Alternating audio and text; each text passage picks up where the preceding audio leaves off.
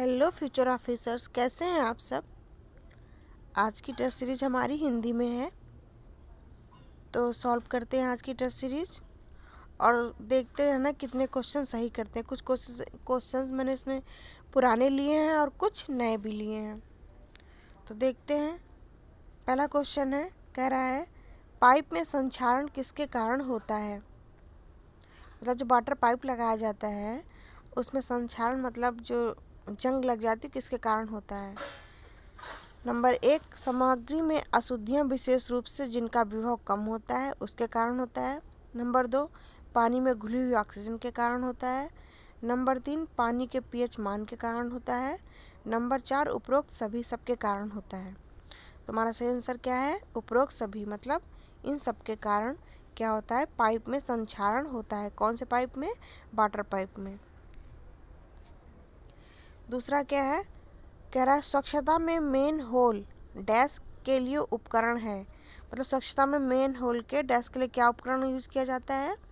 तो हमारा पहला है, अवरोध के मामले में सीवर लाइन में आदमी द्वारा बनाए गए छिद्र, इसके लिए बनाया जाता है। दूसरा है सीवर लाइनों के रखरखाव। तीसरा है नियंत्रण वाल्व प्रदान करने को एक कक्ष। चौथा कह रहा है इनमें से कोई भी नहीं। तो हमारा सही आंसर कौन सा हो जाएगा? ऑप्शन नंबर 2, सीवर लाइनों के रखरखाव। तो देख लेते हैं एक बार भर के इसमें। कह रहा है स्वच्छता में मेन हॉल सीवर लाइनों के रखरखाव के लिए उपकरण है। आगे चलते हैं। कह रहा है किसी एकल भवन की, मतलब एक सिंगल भवन की प्लम्बिंग स्थिरता से एक सामान्य सीवर या तत्काल निष्कासन के बिंदु तक घरेलू अपशिष्ट जल को पहुंचाने वाले पाइप को किस रूप में जाना जाता है। ऑप्शन देख लेते हैं। कह रहा है घर का सीवर। ऑप्शन नंबर 2, पासोर सीवर। ऑप्शन नंबर 3, मुख्य सीवर। ऑप्शन नंबर 4, उप मुख्य सीवर। तो हमारा सही आंसर है ऑप्शन नंबर 1, घर का सीवर। तो एक बार और देख लेते हैं। कह रहा है किसी एकल भवन की प्लम्बिंग स्थिरता से एक सामान्य सीवर या तत्काल निष्कासन के बिंदु तक घरेलू अपशिष्ट जल को पहुंचाने वाले पाइप को किस रूप में जाना जाता है। तो ऑप्शन नंबर 1 सही है, घर का सीवर। आगे चलते हैं। कह रहा है शुष्क मौसम प्रवाह के लिए हाइड्रोलिक रूप से सबसे अच्छा सीवर खंड क्या है। ऑप्शन देख लेते हैं। कह रहा है पहला है वृत्ताकार, दूसरा अंडाकार, तीसरा है वृत्ताकार विलोमन के साथ वी आकारित, चौथा है आयताकार। मैंने सीवर के सारे प्रकार पढ़ाए हुए हैं लेक्चर में, आप लोग प्लेलिस्ट में जाकर इसको देख लेना। तो हमारा सही आंसर कौन सा हो जाएगा? ऑप्शन नंबर 2, अंडाकार, अन्य अंडाकारित सीवर। तो शुष्क मौसम प्रवाह के लिए जब मौसम बहुत गर्मी वाला शुष्क रहता है उस टाइम में हाइड्रोलिक रूप से सबसे अच्छा सीवर खंड कौन सा है? ऑप्शन नंबर 2 सही है, अंडाकारित। आगे चलते हैं। कह रहा है नीचे दिए गए आरेख में किस प्रकार का सीवर दर्शाया गया है। तो आप बताइए कौन सा सीवर है। तो मैंने सारे सीवर के टाइप पढ़ाए हैं, आप लोग जाके एक बार लेक्चर में चेक कर लेना। पहला कह रहा है नॉल डॉट आकार का सीवर। दूसरा कह रहा है परवलयिक आकार का सीवर। तीसरा कह रहा है मानक अंडाकार सीवर। चौथा कह रहा है यू आकार का सीवर। तो हमारा सही आंसर कौन सा हो जाएगा? ऑप्शन नंबर 3, मानक अंडाकार सीवर। ठीक है, तो ये कौन सा है? ऑप्शन नंबर 3 सही है इसमें, मानक अंडाकार सीवर।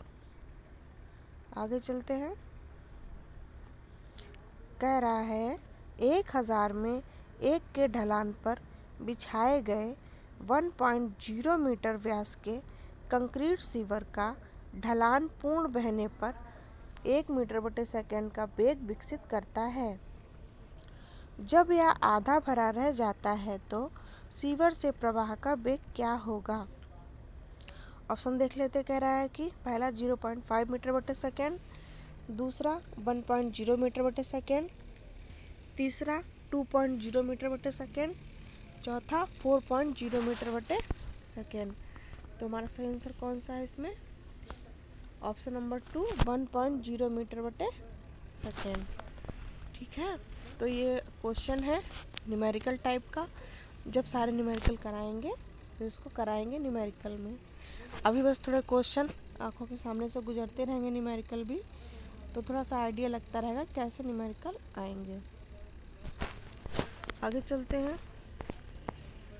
कह रहा है 400 mm व्यास के एक वृत्ताकार सीवर और 400 में से एक का ढलान आधा भरा हुआ है, जिसका प्रवाह वेग 0.82 मीटर बटे सेकेंड है।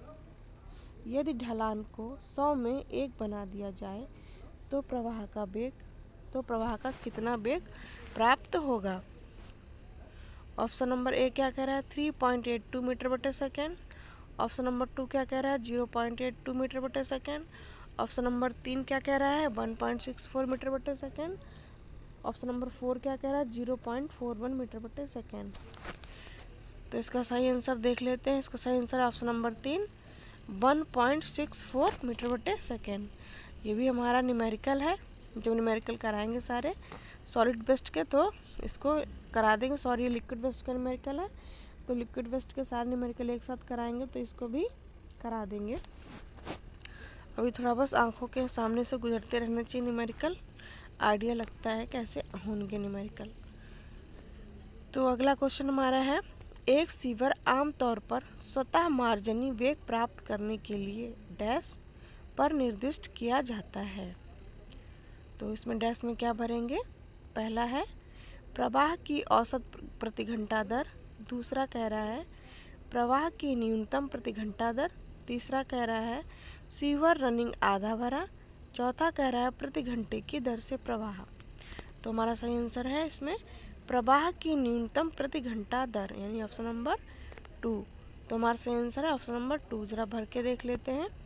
कह रहा है एक सीवर आमतौर पर स्वतः मार्जनी वेग प्राप्त करने के लिए क्या करता है। ऑप्शन नंबर हमारा 2 से प्रवाह की न्यूनतम प्रति घंटा दर पर निर्दिष्ट किया जाता है। अगला देख लेते हैं, है तो न्यूमेरिकल ही, पर एक बार ध्यान से देख लेते हैं। जब न्यूमेरिकल करेंगे सारे तो एक साथ कर लेंगे। कह रहा है व्यास 1.2 मीटर का एक ठोस सीवर 1000 में 1 की प्रवणता पर रखा गया है। भरने पर सीवर के अंदर प्रवाह का वेग 0.9 मीटर बटे सेकेंड है। जब यह आधा भरा हुआ है तो सीवर में प्रवाह का वेग क्या होगा। तो हमारा ऑप्शन है पहला है 0.45 मीटर बटे सेकेंड। दूसरा है 1.8 मीटर बटे सेकेंड। तीसरा है 1.35 मीटर बटे सेकेंड। चौथा है 0.9 मीटर बटे सेकेंड। तो सही आंसर हमारा कौन सा है, चौथा 0.9 मीटर बटे सेकेंड। तो ये भी न्यूमेरिकल है। बीच में न्यूमेरिकल जो भी हैं उनको थोड़ा ये सोच के अभी देख लीजिए कि न्यूमेरिकल थोड़ा समझते चलो क्या है।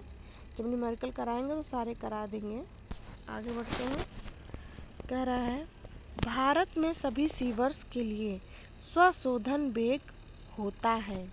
तो कितना स्वशोधन वेग होता है। पहला है हमारा ऑप्शन 1.0 मीटर बटे सेकेंड से 1.2 मीटर बटे सेकेंड। दूसरा 1 मीटर बटे सेकेंड से कम। तीसरा है 1.5 मीटर बटे सेकेंड से 2.0 मीटर बटे सेकेंड।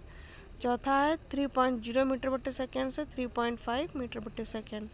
तो हमारा सही आंसर कौन सा, ऑप्शन नंबर 1.0 मीटर बटे सेकेंड से 1.2 मीटर बटे सेकेंड।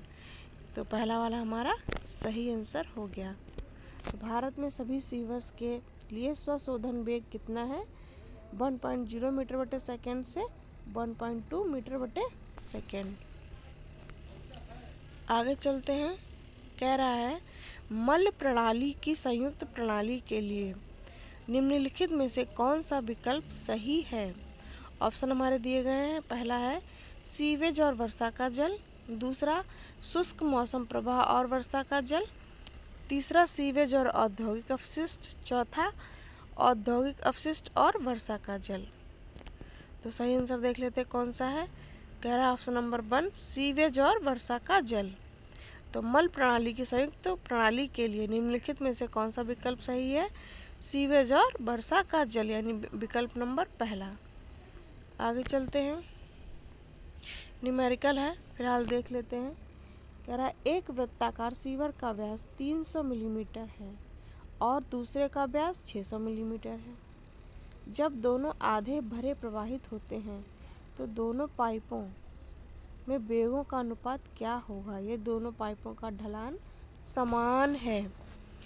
तो ऑप्शन हमारा देख लेते। पहला है कह रहा है 1, दूसरा कह रहा है 1/2, तीसरा कह रहा है 1/2 का होल स्क्वायर 2/3, चौथा कह रहा है 1/2 का 3/2। तो ऑप्शन देख लेते हमारे कौन सा है। ऑप्शन नंबर 3 इसका सही है।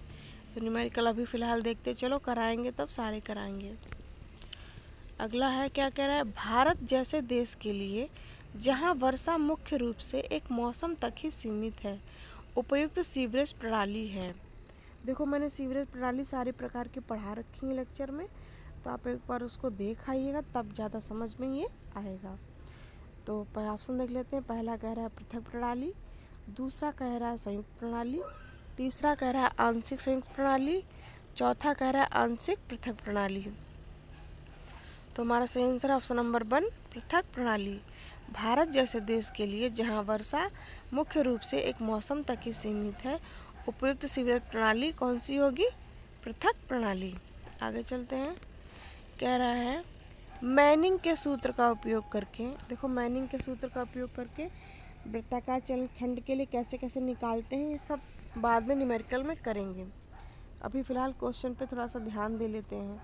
मैनिंग के सूत्र का उपयोग करके एक वृत्ताकार चैनल खंड के माध्यम से अधिकतम निस्सरण के लिए क्या स्थिति होगी? तो हमारे ऑप्शन क्या है। पहला 0.938 t, दूसरा 0.105 r, तीसरा 0.5 d, चौथा 0.093 r। तो हमारा सही ऑप्शन कौन सा है? ऑप्शन नंबर 1 0.938 d, ये हमारा सही आंसर हो गया। आगे चलते हैं। कह रहा भारतीय मानकों के अनुसार सीवरों में 0.3 मीटर व्यास तक निर्दिष्ट मेन होल की अधिकतम दूरी है। ये सब मैंने पढ़ा रखा है लेक्चर में, देख लें तो समझ जाएंगे आप। पहला है 75 मीटर, दूसरा है 60 मीटर, तीसरा है 45 मीटर, चौथा है 30 मीटर। तो हमारा सही आंसर कौन सा हो जाएगा देखते हैं। Option number 3 45 metre. तो आगे चलते हैं। अगला क्वेश्चन क्या कह रहा है। कह रहा है पानी की लाइनों में 600 मिलीमीटर से अधिक के अंतर और दो सीवरों के विपरीत स्तर वाली सीवर लाइनों को किसके साथ जोड़ा जाता है? पहला है साइफन, दूसरा है मैनहोल, तीसरा है निरीक्षण कक्ष, चौथा है ड्रॉप मैनहोल। तो हमारा सही आंसर कौन सा है? Option number 4 drop manhole. कुछ अगर हिंदी में थोड़ा मोड़ा डाउट हो तो इसी की इंग्लिश सीरीज़ भी बनाएंगे, तो आप उसमें इसको थोड़ा मिला लीजिएगा तो दिक्कत ख़त्म हो जाएगी। आगे चलते हैं। कह रहा है निम्नलिखित में से कौन सा सीवर एक संग्राही प्रणाली से निस्सरण एकत्रित करता है और इसे उपचार संयंत्र में वितरित करता है? तो ऑप्शन देख लेते हैं कौन कौन से हैं। पहला कह रहा है निकास सीवर, दूसरा शाखा सीवर, तीसरा हाउस सीवर, चौथा पासोर सीवर। तो सही आंसर हमारा क्या है? ऑप्शन नंबर 1 निकास सीवर। तो देख लेते क्या है। निम्नलिखित में से कौन सा सीवर एक संग्राही प्रणाली से निस्सरण एकत्रित करता है और इसे उपचार संयंत्र में वितरित करता है? तो कौन सा सीवर है? निकास सीवर। आगे चलते हैं। कह रहा है सीवर का आंतरिक व्यास किससे कम नहीं होना चाहिए? तो पहला ऑप्शन कह रहा है 15 सेंटीमीटर, दूसरा 25 सेंटीमीटर, तीसरा 50 सेंटीमीटर, चौथा 75 सेंटीमीटर। तो हमारा सही ऑप्शन है ऑप्शन नंबर 1 15 सेंटीमीटर। ये भी मैंने पढ़ा रखा है लेक्चर में, तो देख लेना। तो ऑप्शन नंबर पहला सही है। क्या है? सीवर का आंतरिक व्यास किससे कम नहीं होना चाहिए? 15 सेंटीमीटर से कम नहीं होना चाहिए। आगे चलते हैं। क्या कह रहा है? अवरोधन पास अक्सर डैश के जंक्शन पर दिए जाते हैं। तो मैंने ये भी लेक्चर में पढ़ा रखा है। तो अवरोधन पास कहाँ दिए जाते हैं? पहला कह रहा है रसोई और स्नान घर के मैला पानी पाइप और फर्श के बीच में, दूसरा कह रहा है घर के सीवर और नगर पालिका के सीवर के बीच में, तीसरा कह रहा है संवातन कॉलम और पास और सीवर के बीच में। चौथा कह रहा है कमरे या छत की नाली और स्नानघर और रसोई से आने वाली दूसरी नाली के बीच में। तो कहाँ जंक्शन में दिए जाते हैं? ऑप्शन आंसर देख लेते हैं सही। घर के सीवर और नगरपालिका सीवर के जंक्शन पर दिए जाते हैं। तो अवरोधन पास कहाँ दिए जाते हैं? घर के सीवर और नगरपालिका सीवर में दिए जाते हैं बीच में। तो ऑप्शन नंबर 2 सही है। आगे चलते हैं। अगला क्वेश्चन क्या कह रहा है? कह रहा है 100 में एक प्रवणता पर रखी गई घरेलू सीवर पाइप के व्यास की सिफारिश क्या की जाती है? मतलब 100 में एक प्रवणता पर अगर कोई घरेलू सीवर रखा गया तो व्यास कितना होना चाहिए उसके लिए? पहला कह रहा है 100 मिलीमीटर, दूसरा कह रहा है 150 मिलीमीटर, तीसरा कह रहा है 200 मिलीमीटर, चौथा कह रहा है 175 मिलीमीटर। तो हमारा सही आंसर है ऑप्शन नंबर 2 150 मिलीमीटर। आगे चलते हैं। कह रहा है सूचीबद्ध विभिन्न प्रदूषकों में से जो वायु प्रदूषण का कारण बनते हैं द्वितीयक वायु प्रदूषक की पहचान करें। तो जितने तुम्हारे 4 ये वायु प्रदूषक दिए गए हैं तो इसमें द्वितीयक वायु प्रदूषक पहचान करना है। पहला कह रहा है सल्फ्यूरिक अम्ल H2SO4, दूसरा नाइट्रोजन के ऑक्साइड NO, तीसरा सल्फर डाइऑक्साइड SO2, चौथा निलंबित कणकीय पदार्थ SPM। तो हमारा सही आंसर कौन सा हो गया? ऑप्शन नंबर 1 सल्फ्यूरिक अम्ल H2SO4। तो कह रहा है विभिन्न प्रदूषकों में से जो वायु प्रदूषण का कारण बनते हैं द्वितीयक वायु प्रदूषक कौन से होते हैं? सल्फ्यूरिक अम्ल, यानी ऑप्शन नंबर 1 सही है H2SO4। आगे चलते हैं। अगला क्या कह रहा है? बिना किसी उपचार के जल निकाय में सीवेज निपटान के लिए न्यूनतम उपलब्ध तनुकरण स्तर डैश में 1 होना चाहिए। कितने में होना चाहिए? पहला 500 में 1 होना चाहिए, दूसरा 150 में 1 होना चाहिए, तीसरा 200 में 1 होना चाहिए, चौथा 300 में 1 होना चाहिए। तुम्हारा सही आंसर कौन सा है? ऑप्शन नंबर 1 500 में 1 होना चाहिए। आगे बढ़ते हैं। कह रहा है निम्नलिखित में से कौन सा सीवर आकार यानी व्यास के संदर्भ में घटता क्रम देता है? यानी व्यास सबसे ज़्यादा किसका है, फिर उससे कम किसका, फिर उससे कम किसका, फिर उससे कम किसका है? तो हमारा ऑप्शन दे रहा है पहला घर का सीवर बड़ा होगा, फिर पास आउट सीवर का व्यास ज़्यादा होगा, फिर मुख्य सीवर का होगा, फिर आउटफॉल का सबसे कम होगा। ऐसे ही ऑप्शन नंबर 2 कह रहा है निकास सीवर, फिर मुख्य सीवर, फिर पास आउट सीवर, फिर घर का सीवर। तीसरा कह रहा है घर का सीवर, पास आउट सीवर, निकास सीवर, मुख्य सीवर। चौथा क्या कह रहा है? निकास सीवर, पास आउट सीवर, मुख्य सीवर, घर का सीवर। तो हमारा सही आंसर कौन सा है? ऑप्शन नंबर 2 निकास सीवर, मुख्य सीवर, पास आउट सीवर, घर का सीवर। तो ऑप्शन नंबर 2 सही है। आगे चलते हैं। कह रहा है वह स्थिति क्या कहलाती है जिसमें अपशिष्ट जल के लगातार प्रयोग से मृदा ऑक्सीकरण को रोककर उपारोधित हो जाती है। तो ऑप्शन देख लेते हैं। 1 मृदा रुग्णता, दूसरा वायुजीवी एरोबिक रुग्णता, तीसरी भूमि रुग्णता, चौथा सीवेज रुग्णता। तो हमारा सही आंसर कौन सा हो गया इसमें? ऑप्शन नंबर 4 सीवेज रुग्णता। तो आगे चलते हैं। कह रहा है सीवेज अस्वस्थता किससे संबंधित होती है? ऑप्शन देख लेते हैं। कह रहा है पहला कह रहा है उपचार के लिए प्रतिक्रिया के साथ सीवेज की विषाक्तता का हस्तक्षेप, दूसरा कह रहा है सीवेज द्वारा जल के प्राप्त निकायों के सकल प्रदूषण के कारण जलीय वनस्पतियों और जीवों का विनाश, तीसरा कह रहा है मृदा के अपशिष्ट शुद्धिकरण क्षमता में कमी, चौथा कह रहा है भूमि में सीवेज के अत्यधिक उपयोग के कारण मृदा के छिद्रों का अवरोधन जिसके कारण वातन में रुकावट आने से सेप्टिक स्थितियों का निर्माण। तो ऑप्शन देख लेते हैं। ऑप्शन नंबर 4 सही है। तो फिर से एक बार ऑप्शन नंबर 4 देख लेते क्या कह रहा है? भूमि में सीवेज के अत्यधिक उपयोग के कारण मृदा के छिद्रों का अवरोधन जिसके कारण वातन में रुकावट आने से सेप्टिक स्थितियों का निर्माण होता है। आगे चलते हैं। कह रहा निम्नलिखित में से कौन सी धारा की स्वशुद्धता को धीमा करता है? ऑप्शन नंबर 1 उच्च तापमान, option number 2 Surya Prakash, option number 3 संतोषजनक ऑक्सीजन मांग, चौथा उपरोक्त में से कोई भी नहीं। तो ऑप्शन आंसर देख लेते हैं। ऑप्शन नंबर 4 उपरोक्त में से कोई भी नहीं। आगे चलते हैं, अगला क्या है क्वेश्चन। कह रहा है वायुजीवी स्थिति में रखने के लिए सीवेज को बड़ी मात्रा में पानी के साथ मिलाने की प्रक्रिया को क्या कहा जाता है? तो ऑप्शन हमारे कौन कौन से हैं? पहला धारा कहा जाता है, दूसरा ऑक्सीकरण कहा जाता है, तीसरा तनुकरण कहा जाता है, चौथा अवसादन कहा जाता है। तो ऑप्शन देख लेते हैं, क्या आसान है, तनुकरण। तो क्या कह रहा है वायुजीवी स्थिति में रखने के लिए सीवेज को बड़ी मात्रा में पानी के साथ मिलाने की प्रक्रिया को क्या कहा जाता है? तनुकरण कहा जाता है।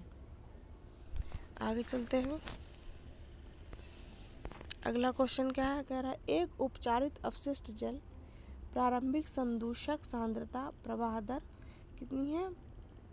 आज न्यूमेरिकल को भी स्किप कर देते हैं, ये पढ़ना बेकार ही है अभी, बस ऐसे ही देख लो न्यूमेरिकल, इसको न्यूमेरिकल के टाइम ही कराएंगे सारा।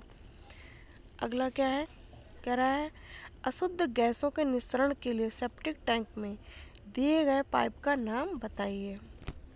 तो पहला हमारा एंटीसाइफनेज, दूसरा मोहरी, तीसरा निकास पाइप, चौथा मेन होल। तो हमारा सही आंसर कौन सा हो जाएगा? ऑप्शन नंबर 3 निकास पाइप।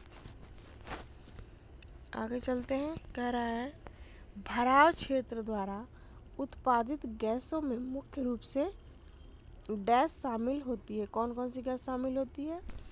ऑप्शन देख लेते हैं। पहला कह रहा है एथेन और ऑक्सीजन, दूसरा सल्फर डाइऑक्साइड और नाइट्रोजन डाइऑक्साइड, तीसरा मेथेन और कार्बन डाइऑक्साइड, चौथा कार्बन मोनोऑक्साइड और हाइड्रोजन सल्फाइड। तो इसका सही आंसर क्या हो जाएगा? ऑप्शन नंबर 3 मेथेन और कार्बन डाइऑक्साइड इसका सही आंसर है, ऑप्शन नंबर 3। आगे चलते हैं, कह रहा है मल जल रोग के लिए निम्नलिखित में से कौन सा सुरक्षात्मक उपाय नहीं है? पहला कह रहा है रेतीली या दुमटी भूमि का उपयोग, दूसरा कह रहा है फसलों का चक्रण, तीसरा कह रहा है जल निकासी के तहत प्रदान करना, चौथा कह रहा है अधिक गहराई में लागू करना। तो हमारा सही आंसर कौन सा है? ऑप्शन नंबर 4 अधिक गहराई में लागू करना। आगे चलते हैं, कह रहा है सीवेज के निरंतर अनुप्रयोग के कारण ऑक्सीकरण को अवरुद्ध होने से मिट्टी में उत्पन्न स्थिति को क्या कहा जाता है? तो पहला है भूमि रुग्णता, दूसरा अवायवीय रुग्णता, तीसरा सीवेज रुग्णता, चौथा सीवेज कठोरीकरण। तो सही आंसर हमारा क्या हो जाएगा? सीवेज रुग्णता। तो ऑप्शन नंबर 3 सही है, सीवेज रुग्णता है। क्वेश्चन एक बार और देख लेते हैं। कह रहा सीवेज के निरंतर अनुप्रयोग के कारण ऑक्सीकरण को अवरुद्ध होने से मिट्टी में उत्पन्न स्थिति को क्या कहा जाता है? सीवेज रुग्णता। आगे चलते हैं, कह रहा है बड़े शहरों में सीवेज का निपटान किसमें किया जाता है? ऑप्शन देखते हैं। पहला सिंचाई में, दूसरा विलयन में, तीसरा ऑक्सीकरण में, चौथा प्यूट्रीफैक्शन में। तो हमारा सही आंसर कौन सा है? ऑप्शन नंबर 2 विलयन में। आगे चलते हैं, कह रहा नदी में गंदे पानी के शुद्धिकरण के लिए कौन सा कारक उत्तरदायी होता है? तो ऑप्शन देख लेते हैं। पहला कह रहा है पानी में विघटित ऑक्सीजन, दूसरा तापमान, तीसरा विक्षोभ, चौथा उपरोक्त सभी। तो हमारा सही आंसर क्या हो जाएगा? देख लेते हैं, उपरोक्त सभी। तो नदी में गंदे पानी के शुद्धिकरण के लिए कौन सा कारक उत्तरदायी होता है? सारे कारक। आगे चलते हैं, कह रहा है घुलित ऑक्सीजन वक्र में शिथिलता का परिणाम होता है क्योंकि डैश भरा, इसमें क्या आएगा भरने में? ऑप्शन दे रहा है, कह रहा है यह धारा में ऑक्सीजन के जुड़ने की दर का एक कार्य है, दूसरा कह रहा है यह धारा से ऑक्सीजन की अवक्षय की दर का एक कार्य है, तीसरा कह रहा है यह धारा से ऑक्सीजन के जोड़ और अपक्षय दोनों की दर का कार्य है, चौथा कह रहा है ऑक्सीजन के जुड़ने की दर रैखिक है, लेकिन ऑक्सीजन की अपचय की दर गैर रैखिक है। तो हमारा सही आंसर क्या हो जाएगा? ऑप्शन नंबर 3, यह धारा से ऑक्सीजन के जोड़ और अपचय दोनों की दर का कार्य है। तो हमारा सही ऑप्शन नंबर 3 सही है। अगला क्वेश्चन क्या है हमारा? कह रहा है प्राकृतिक धाराओं के स्वतः निस्यंदन के मामले में ऑक्सीजन झोल वक्र के प्रदूषण के क्षेत्रों में निम्नलिखित में से किसमें क्रांतिक विघटित ऑक्सीजन कमी प्रतीत होती है, यानी डिजॉल्व ऑक्सीजन कम दिखाई देती है। तो देख लेते हैं ऑप्शन कौन कौन से हैं। पुनः प्राप्ति क्षेत्र, 2 सक्रिय अपघटन का क्षेत्र, 3 निम्नीकरण का क्षेत्र, 4 स्वच्छ पानी का क्षेत्र। सही आंसर हमारा क्या है? सक्रिय अपघटन का क्षेत्र, ऑप्शन नंबर 2 सही है। आगे चलते हैं। कह रहा है भूमि पर अवपंक के अनुप्रयोग की स्वीकार्य प्रयोज्य दर डैश द्वारा निर्धारित की जाती है। तो किसके द्वारा निर्धारित की जाती है? पहला अपवंकी कार्बन सामग्री के द्वारा, दूसरा अपवंकी पोटेशियम सामग्री के द्वारा, तीसरा अपवंकी नाइट्रोजन सामग्री के द्वारा, चौथा अपवंकी फास्फोरस सामग्री के द्वारा। तो सही आंसर हमारा कौन सा? ऑप्शन नंबर 3 अपवंकी नाइट्रोजन सामग्री के साथ में। तो ऑप्शन नंबर हमारा 3 सही है। अगले चलते हैं। कह रहा है प्रवाहमान धाराओं का स्वशुद्धिकरण किसके कारण हो सकता है? तो ऑप्शन देख लेते हैं। कह रहा है पहला है विलयन, अवसादन और ऑक्सीकरण, दूसरा अवसादन, ऑक्सीकरण और जमावट, तीसरा विलयन, अवसादन और जमावट, चौथा विलयन, ऑक्सीकरण और जमावट। तो हमारा ऑप्शन नंबर 1 सही है, विलयन, अवसादन और ऑक्सीकरण। अगला हमारा क्वेश्चन देख लेते हैं। वैसे तो न्यूमेरिकल है तो इसको अभी स्किप कर देते हैं। ये भी न्यूमेरिकल है, देख लो एक बार, इसको भी स्किप कर देते हैं। जब न्यूमेरिकल पढ़ाएंगे तब सारे न्यूमेरिकल एक साथ कराएंगे।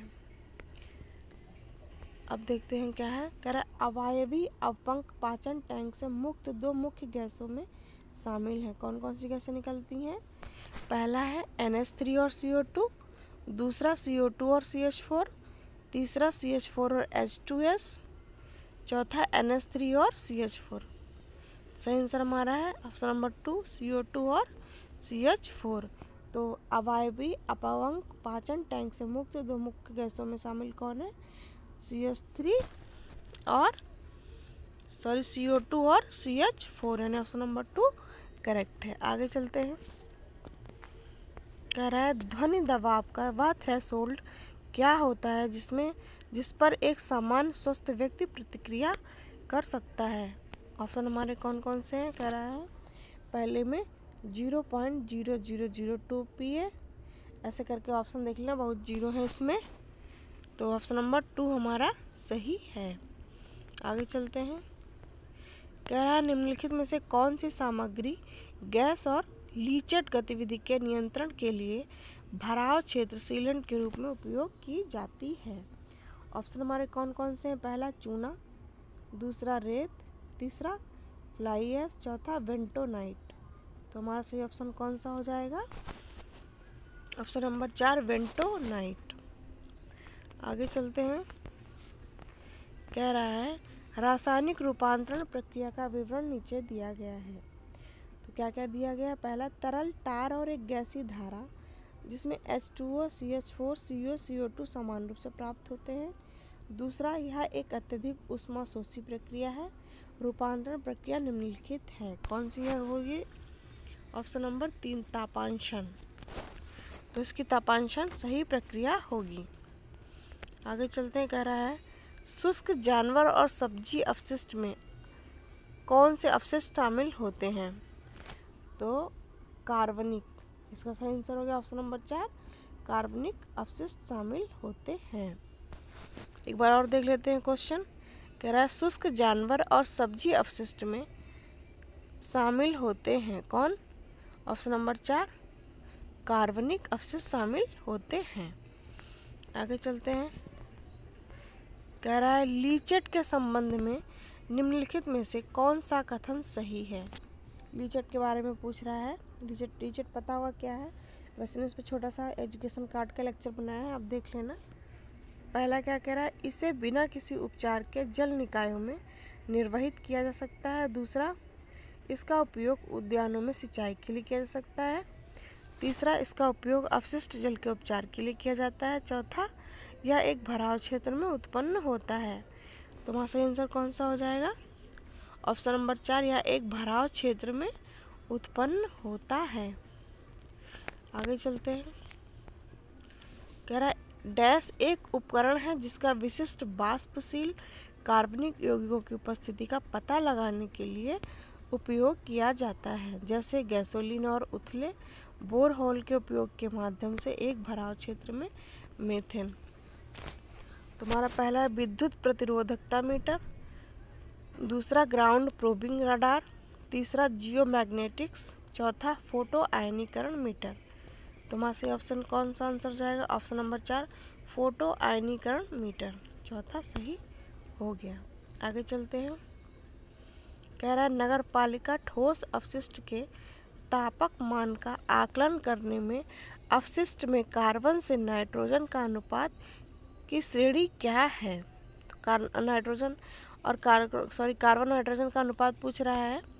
तो पहला हमारा ऑप्शन दिया है 1 से 10, दूसरा 10 से 20, तीसरा 20 से 35, चौथा 36 से 50। तो हमारा सही आंसर कौन सा है? 36 से 50। आगे चलते हैं। कह रहा है नगर पालिका ठोस अपशिष्ट के निपटान के लिए एक इंजीनियर सुविधा को क्या कहा जाता है? ऑप्शन नंबर दिए, पहला सेप्टिक टैंक, दूसरा सैनिटरी भराव क्षेत्र, तीसरा डगवेल्स, चौथा टेंडम भराव क्षेत्र। तो हमारा सही आंसर कौन सा हो जाएगा? ऑप्शन नंबर 2, सैनिटरी भराव क्षेत्र। अब आगे चलते हैं। कह रहा है भूमि भराव स्थल से उत्पादित प्रमुख घटक गैसें हैं। कौन कौन सी गैसें निकलती हैं? पहला कह रहा है कार्बन डाइऑक्साइड और मीथेन, दूसरा अमोनिया और हाइड्रोजन, तीसरा कार्बन मोनोऑक्साइड और नाइट्रोजन, चौथा हाइड्रोजन सल्फाइड और ऑक्सीजन। तो हमारा सही आंसर कौन सा हो जाएगा? ऑप्शन नंबर 1, कार्बन डाइऑक्साइड और मीथेन। आगे चलते हैं। कह रहा है ताप अपघटन पायरोलिसिस द्वारा ठोस अपशिष्ट उपचार डैश को संदर्भित करता है। किसको संदर्भित करता है? कह रहा है पहला तापन से पहले रसायनों के साथ उपचार, दूसरा कोई तापन नहीं, तीसरा वायु की उपस्थिति में तापन, चौथा वायु की अनुपस्थिति में तापन। सही आंसर हमारा क्या हो जाएगा? वायु की अनुपस्थिति में तापन। तो ताप अपघटन पायरोलिसिस द्वारा ठोस अपशिष्ट उपचार को संदर्भित करता है। किसको? वायु की अनुपस्थिति में तापन को संदर्भित करता है। आगे चलते हैं। अगला क्वेश्चन क्या कह रहा है? ठोस अपशिष्ट प्रबंधन में अपशिष्ट उपयोग किसके द्वारा प्राप्त किया जाता है? ऑप्शन नंबर 1, पुनः प्राप्त पुनरुत्पादन का उद्धार, दूसरा पुनः उपयोग उद्धार और पुनर्चक्रण, तीसरा पुनः प्राप्त पुनर्चक्रण और पुनरुत्पादन, चौथा पुनः उपयोग पुनरुत्पादन और पुनर्चक्रण। तो हमारा सही आंसर कौन सा? ऑप्शन नंबर 2, पुनः उपयोग उद्धार और पुनर्चक्रण। ऑप्शन नंबर 2 एकदम सही है। आगे चलते हैं। कह रहा है CPCB के अनुसार बड़े शहरों में प्रति व्यक्ति प्रतिदिन कितना ठोस कचरा उत्पन्न होता है? कितना ठोस कचरा उत्पन्न होता है एक आदमी से? पहला 0.1 kg, दूसरा 0.5 kg, तीसरा 0.3 kg से 0.4 kg, चौथा 2.8 kg। वहाँ से आंसर कौन सा है? Option number 2, 0.5 kg। आगे चलते हैं। कह रहा है स्क्रीन का निपटान किसके द्वारा किया जाता है? पहला ऑप्शन है हमारा तलछट के द्वारा, दूसरा उड़न के द्वारा, तीसरा निस्यंदन के द्वारा, चौथा जलाने से। तो हमारा सही आंसर कौन सा हो जाएगा? ऑप्शन नंबर 4, जलाना। स्क्रीन का निपटान किसके द्वारा किया जाता है? जलाने के द्वारा किया जाता है। अगला क्या है? कह रहा है कीचड़ स्थूलन डैश द्वारा नियंत्रित किया जा सकता है। किसके द्वारा नियंत्रित किया जा सकता है? पहला क्लोरीनीकरण के द्वारा, दूसरा स्कंदन के द्वारा, तीसरा वातन के द्वारा, चौथा विनाइट्रीकरण के द्वारा।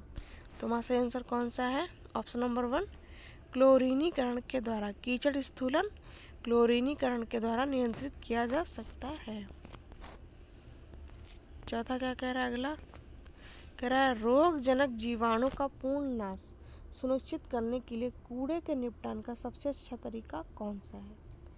तो पहला कह रहा है भूमि निपटान, दूसरा दाह जला देना, तीसरा पीसना, चौथा यांत्रिक रूप से खाद बनाना। तो हमारा सही ऑप्शन नंबर 2 है, यानी दाह यानी जला देना। तो ऑप्शन फिर से देख लेते हैं क्या आंसर कह रहा है, रोगजनक जीवाणु का पूर्ण नाश सुनिश्चित करने के लिए कूड़े के निपटान का सबसे अच्छा तरीका कौन सा है। ऑप्शन नंबर 2 सही, यानी दाह जला देना। अगला चलते हैं, कह रहा है नगर पालिका ठोस अपशिष्ट खाद में अधिकतम कार्बन नाइट्रोजन अनुपात होता है।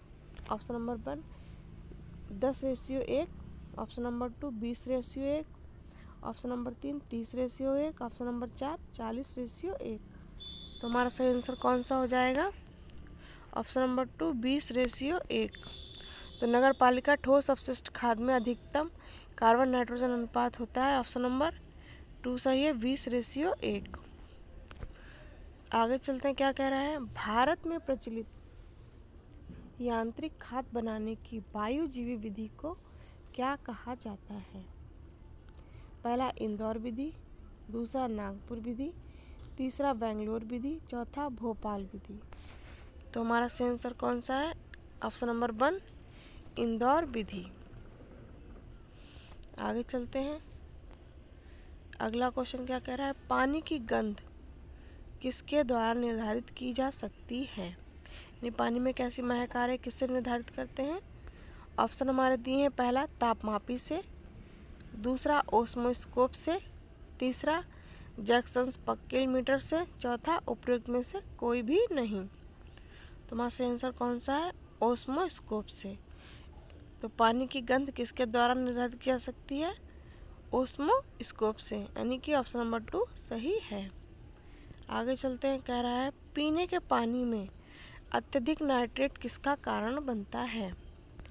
तुम्हारा ऑप्शन कौन सा है, पहला रंग दृष्टिहीनता का, दूसरा फ्लोरोसिस का, तीसरा मेथोमोग्लोबिनेमिया का, चौथा वाल वक्र का।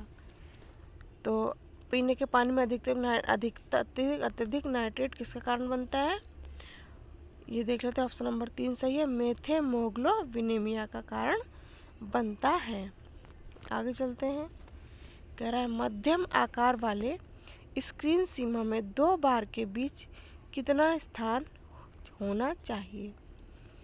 ऑप्शन देख लेते हैं, पहला 20 से 50 मिलीमीटर, दूसरा 20 से 40 मिलीमीटर, तीसरा 10 से 20 मिलीमीटर, चौथा 10 से 30 मिलीमीटर। तो हमारा सही आंसर कौन सा है, ऑप्शन नंबर 2 20 से 40 मिलीमीटर। तो मध्यम आकार वाले स्क्रीन सीमा में 2 बार के बीच कितना स्थान होना चाहिए, ऑप्शन नंबर 2 20 से 40 मिलीमीटर। आगे चलते हैं, कह रहा है जल की किस विशेषता का मापन प्रयोगशाला में नेस्लर ट्यूब का उपयोग करते हुए किया जाता है। पहला रंग, दूसरा गंदगी, तीसरा स्वाद, चौथा पानी की विशिष्ट चालकता। तो हमारा ऑप्शन नंबर 1 सही है, रंग। जल की किस विशेषता का मापन प्रयोगशाला में नेस्लर ट्यूब का उपयोग करते किया जाता है, रंग का। आगे चलते हैं, कह रहा पानी के नमूने की कठोरता के निर्धारण की EDTA अनुमापन या टाइट्रेट विधि एक संकेतक का उपयोग करती है जो कठोरता के साथ मिलकर द्विसंयोजक धनायन उत्पन्न करती है और एक रंगीन समूह बनाती है। तो संकेतक का नाम और निर्मित समूह का रंग क्रमशः क्या है। ऑप्शन देख लेते हैं, पहला फेरोइन और गहरा नीला, दूसरा फेरोइन और बाइल लाल, तीसरा एरिक्रोम काला टी और गहरा नीला, चौथा एरिक्रोम काला टी और वाइन लाल। तो ऑप्शन नंबर 4 सही है, एरिक्रोम काला टी और वाइन लाल। आगे चलते हैं, कह रहा है निम्नलिखित में से किस उपकरण का उपयोग कम रंग की तीव्रता को ठीक से मापने के लिए किया जाता है। ऑप्शन नंबर है हमारा पहला नेफ्लोमीटर का, दूसरा टिंटोमीटर का, तीसरा बाइलिस टर्विडमीटर का, चौथा नेस्लर ट्यूब का। तो हमारा सही आंसर है ऑप्शन नंबर 2 टिंटोमीटर का। तो निम्नलिखित में से किस उपकरण का उपयोग कम रंग की तीव्रता को ठीक से मापने के लिए किया जाता है? टिंटोमीटर का। तो आगे चलते हैं, अगला क्या कह रहा है? IS 10-500 1991 के अनुसार पीने के पानी की कुल कठोरता के लिए वैकल्पिक स्रोतों के अभाव में अनुमेय सीमा क्या है? तो देख लेते हैं। पहला ऑप्शन है 600 mg/L, दूसरा 300 mg/L, तीसरा 800 mg/L, चौथा 500 mg/L। तो सही आंसर हमारा का ऑप्शन नंबर 1 600 mg/L। आगे चलते हैं, कह रहा है एक सक्रिय कार्बन विशेष रूप से उपचारित कार्बन है जिसमें अशुद्धियों को अवशोषित और आकर्षित करने का गुण है। निम्नलिखित में से कौन सा सक्रिय कार्बन का गुणधर्म नहीं है? तो देख लेते हैं आंसर क्या है। ऑप्शन क्या है? ए, यह उपचारित पानी की क्लोरीन की मांग को कम करता है। बी नंबर कह रहा है यह स्कंदन को तेज करता है। सी नंबर कह रहा है इसकी अधिक मात्रा हानिकारक है। तो हमारे आंसर कौन से हो जाएंगे? पहले का केवल बी, दूसरा कह रहा है ए और सी, तीसरा कह रहा है केवल सी, चौथा केवल ए। तो हमारा आंसर क्या है? ऑप्शन नंबर 3 केवल सी। केवल सी यहाँ पे सही है। आगे चलते हैं, डैश द्वारा पानी के उच्च मैलेपन का निर्धारण किया जा सकता है। किसके द्वारा? ऑप्शन देख लेते हैं इसके। पहला जैक्सन मैलापन मीटर के द्वारा, दूसरा मैलापन नली के द्वारा, तीसरा है बेली का टर्बिडीमीटर के द्वारा, चौथा इनमें से कोई भी नहीं। तो हमारा आंसर कौन सा हो जाएगा? जैक्सन मैलापन मीटर के द्वारा।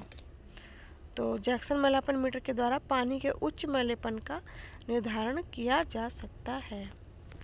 आगे चलते हैं, कह रहा है निरंतर प्रवाह आयताकार अवसादन टंकी के डिज़ाइन में पृथक कणों को हटाने के लिए निम्न में से कौन सा सबसे महत्वपूर्ण प्राचल है?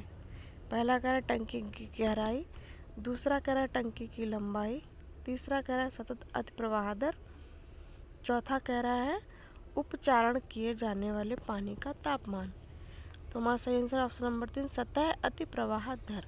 तो इसका सही आंसर हो जाएगा कौन सा? सतह अतिप्रवाह दर। तो हो गए आज के हमारे क्वेश्चन आंसर के प्रैक्टिस सेशन।